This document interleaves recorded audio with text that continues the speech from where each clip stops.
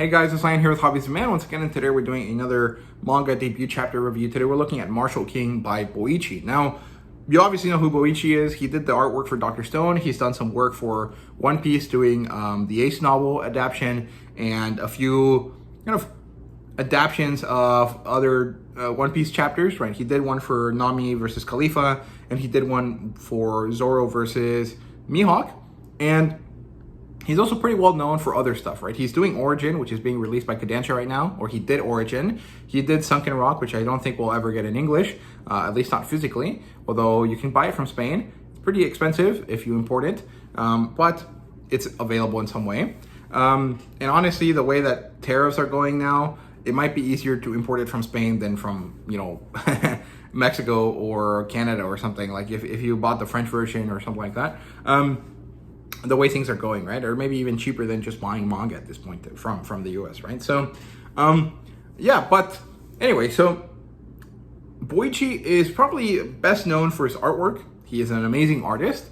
He is not so good at writing, and I think that that's pretty clear here. And I think that there's also kind of some side things that kind of lead to this vaguely convoluted feeling vibe to the story, right? I don't think it's convoluted as much as it's missing elements, if that makes sense. And I'll get around to explaining that at the end. But essentially, this is I was gonna say space western, but it's not a space western. I think officially, Boichi wants to call this a steampunk western.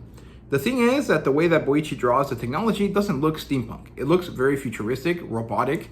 And so this is really more of a space western type story. But since it's not actually in space, it seems to be in, Earth, in the US specifically, in like the Wild West version of the US.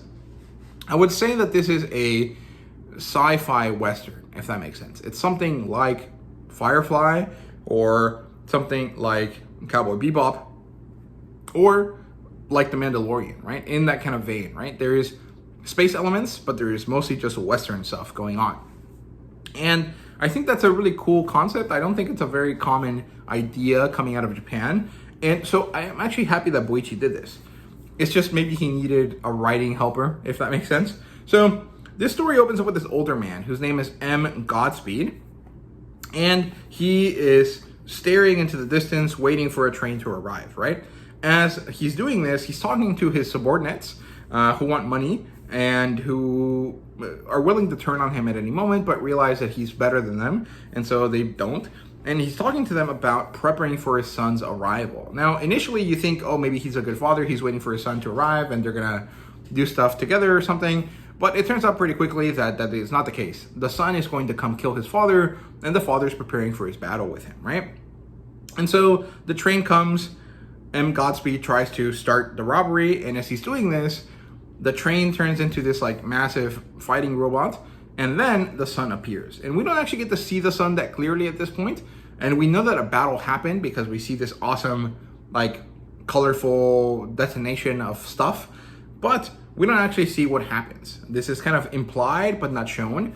And that's because this would take a lot of chapters to do, right? So this is kind of one of those things where Boichi's writing doesn't do well. Because, like, dude, if you're going to have this big battle and you don't want to show it, then maybe write it differently, right? But I don't think Boichi kind of would think of doing that, right? And later, a little bit of a time skip happens, and we see the sun appear. And he appears from deep in the desert. He just shows up. He's dragging with him a giant coffin that he chained up to his chest, and that looks like a cross, like a giant cross, right? And within it is his father's body, and we get to see it sprawled out, and we see that his arms are golden. And this is where kind of the fact that this is a digital series really shines, because there's splashes of color here and there where necessary, right?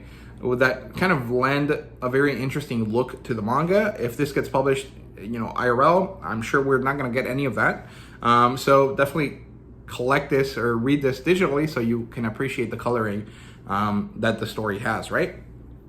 And as he appears, he finds some people and he asks them for water and food, and they give him some water, but then they realize, oh, this guy is weak.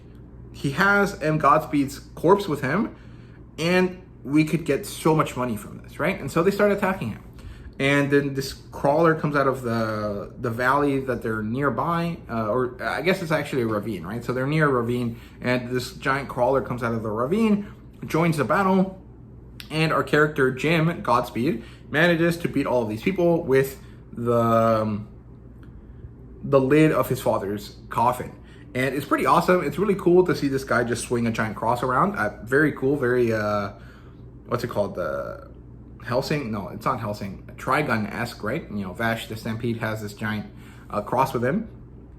And it's pretty awesome.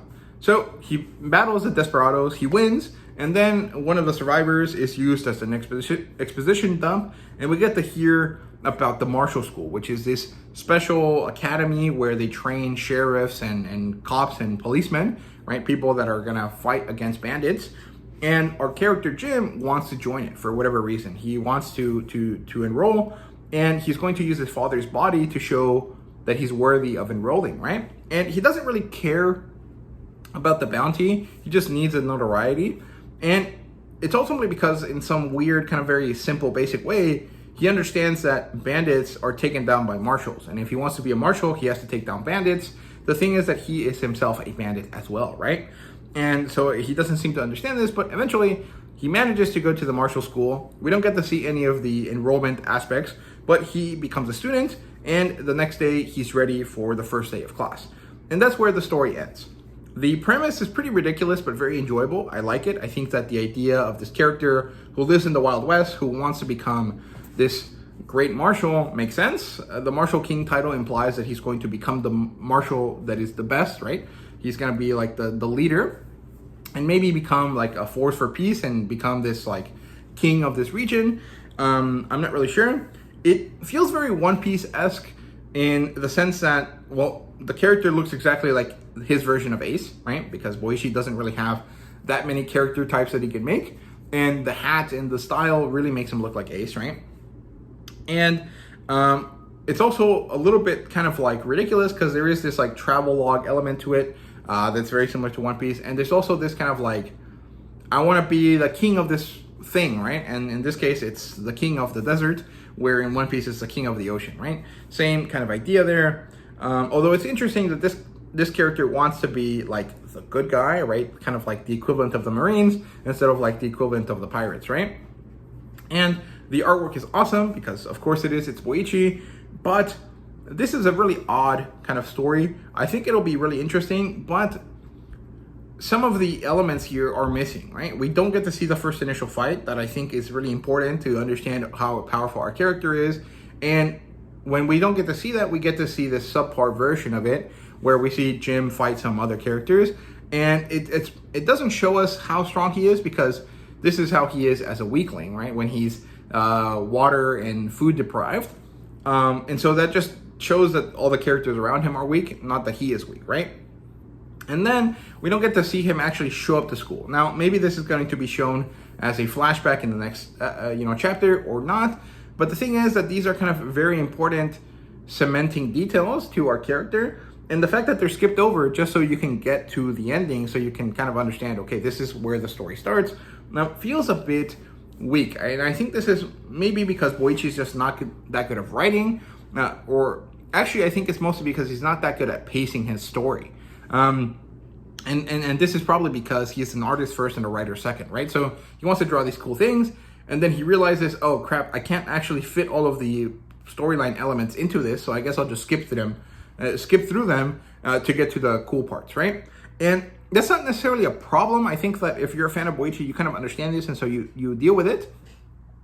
Especially because this is a Boichi that isn't really looking for a serious story, but rather just to have fun drawing these cool things, right? Because he's doing this on Shonen Jump, or on Jump Plus, I think, not on like a seinen magazine, right? Which I think is actually probably the wrong way to look at it because more people read this magazine than the other ones, right? And so if people get used to him not being that good at writing, in these magazines, they're less likely to check out his other stories, right? So I don't know, I'm kind of confused about this story. I'm going to continue reading it because I like Boichi's artwork, but I just don't necessarily think that this is a great showing for Boichi's writing ability, if that makes sense. So those are my thoughts on Marshall King. If you disagree with me, let me know that in the comments. What do you think, right? I think that ultimately Boichi shines as an artist. The writing is not necessarily subpar, but it's not great. And I think that that is a bit of a shame. I think that there needs to be more